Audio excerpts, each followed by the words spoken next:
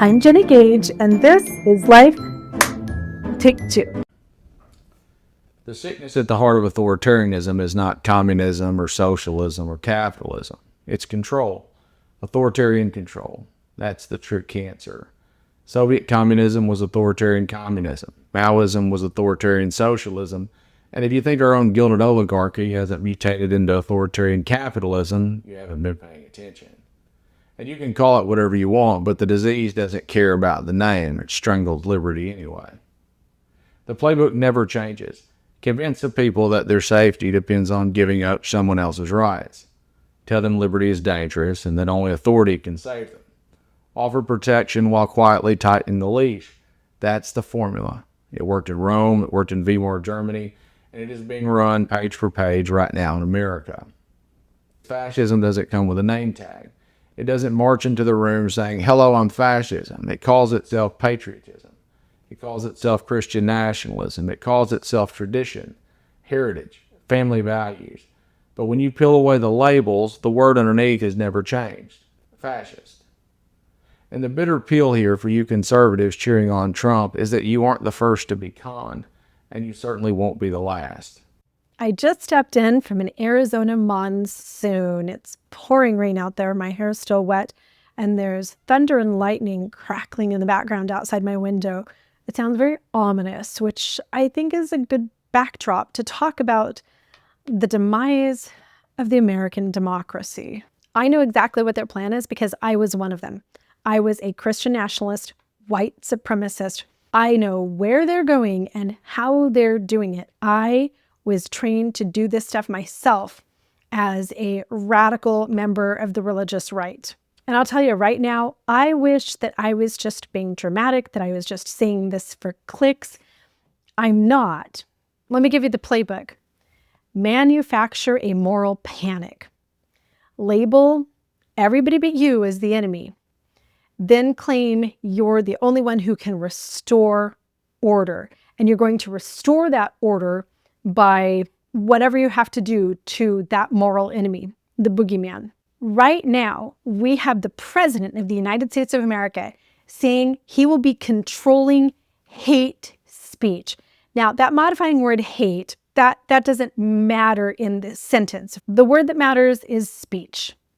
The president will be controlling speech. And that sounds really noble. The way that he's presenting this to his base, super noble. Until you realize it means the government deciding which speech is allowed.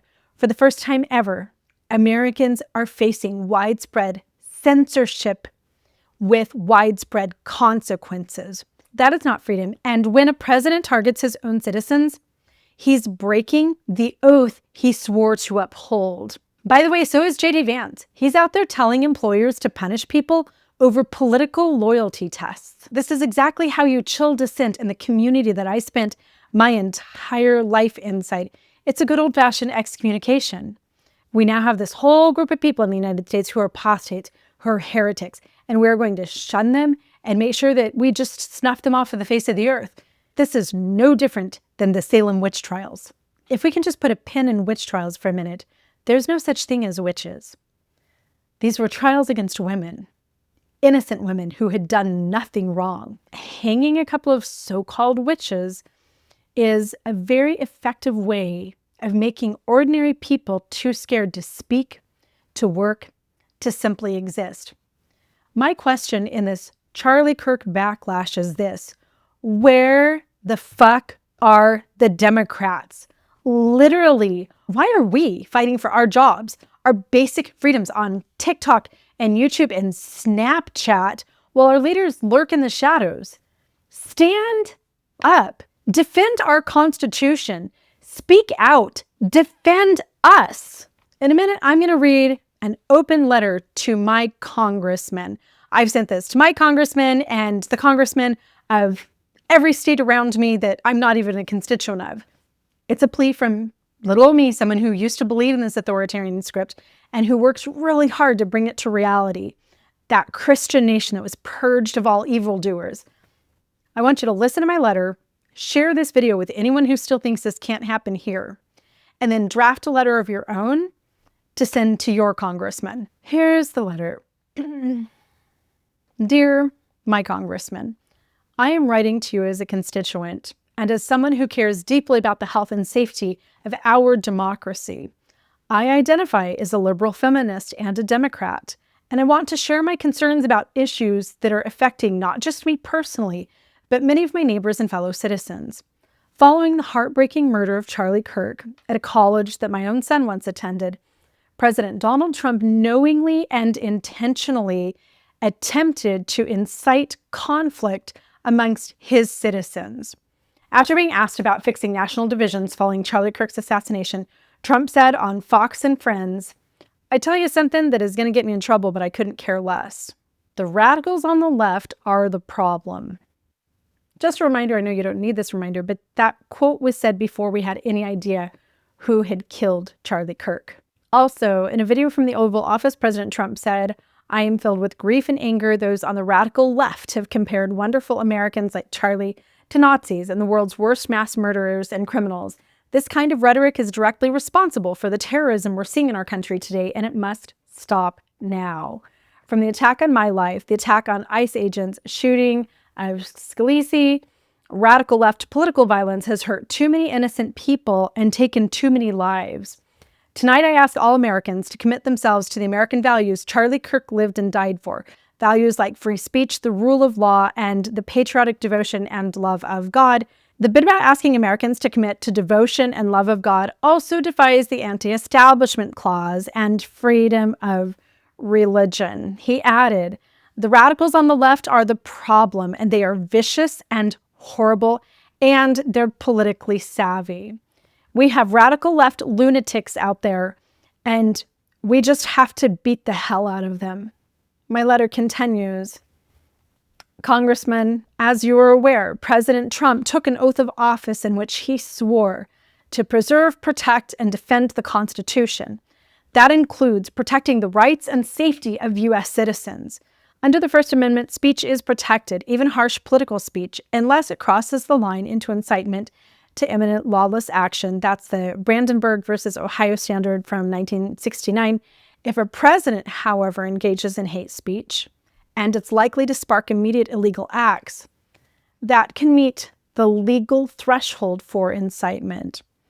President Trump has breached his oath in two ways. Number one, dereliction of duty. Encouraging violence against citizens contradicts the president's sworn duty to protect them. Number two, abuse of power. Using the presidential platform to inflame hostility could be framed as a misuse of authority.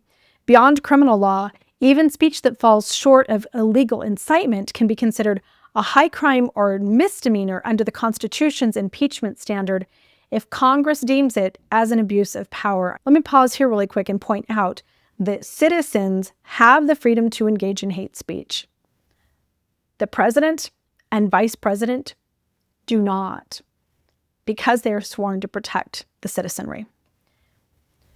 Let me continue. I am a women's rights activist, having been part of the MAGA party and also a Christian-Nationalist for the first 4+ decades of my life. As a former Republican who now works hard to promote peace and stand up for women, I personally have been harassed, bullied, threatened, and intimidated as a result of the statements of President Trump last week. And I know other citizens across the country who are literally afraid for their lives and safety as a result of the backlash against innocent Democrats because of President Trump blaming leftists for the horrifying death of Charlie Kirk. I am genuinely afraid for myself and my family right now. Senator, I urge you to publicly condemn this rhetoric and begin proceedings to impeach President Donald Trump and Vice President J.D. Vance. A president who cannot uphold his oath and protect the safety of the citizens he has been elected to serve must be removed from office. Please push immediately for accountability through action. As an activist with a large following online, I hear the fears and hearts of millions of other citizens across the country. And I can tell you they are scared because of the recent statements and attitudes of President Trump. He is waging war on his own citizens, as is Vice President J.D. Vance. Please take action to protect me and your other constituents and other citizens across this nation. I will be waiting for your reply and following your actions closely. Thank you for your service, Senator. This is a time for you to step up as a leader and stand against President Trump. Sincerely, me. We are launching the Denim Revolution because change doesn't trickle down. It's built neighbor to neighbor. Put on your jeans, put on a pair of shoes, put on your courage, and show up. Radical empathy is our counter strategy. That toxic empathy that they're all talking about that has numbed them out of caring what any of the rest of us think, that's our weapon. We protect each other as American citizens, even when we disagree. That's how communities beat fear. Here's what I'm asking for today. Number one, leaders, call publicly for impeachment proceedings and immediate protections for targeted citizens. Defend the First Amendment. It is your fucking job. Number two, neighbors, check in with each other. If someone's scared to speak or work, or if they're now out of a job or they're just feeling kind of disoriented by everything going on this week, be there for them. Number three, make one real-world move tonight. Introduce yourself to the neighbor you didn't know. Email your congressman. Email the White House. Engage in some really targeted economic redistribution. If you guys normally eat out at a chain restaurant on Friday nights, find a family-owned business that you can support locally. Let's pull that financial rug right out from under the millionaires and billionaires. More than anything, build back your tribe. Grandparents, you boomers, stop playing pickleball. Come back to your grandkids. We need you. You guys are a missing generation. Invite your college kids to stay home while they go to school. Maybe put a little kitchenette in their bedroom so that they feel a little bit more like adults, so that we can collectively financially support one another. Tribal decay has gotten us right where they want us. Rebuilding our tribes, reconnecting with one another, is the ultimate form of resistance. Freedom is safer when we're connected. If you're with me, drop the word denim in the comments, share this video, call your representatives, email them, whatever you need to do. Yes, today. I was part of the machine that's hurting us. I'm using my voice now to stop it because I know exactly what their end game is. Please join me. My letter to my senator is in my Substack, as is my complete Denim Revolution and some other things. I've lifted my paywall on almost everything on my Substack so that you can read. My number one recommended article that I wish you would roll over there and read is one that I'll drop down here, My Life as a White Supremacist. I was indoctrinated in white supremacy as a toddler. And remember, we're writing the future today that our children will live out tomorrow. Let's write a better damn future. Thanks, guys.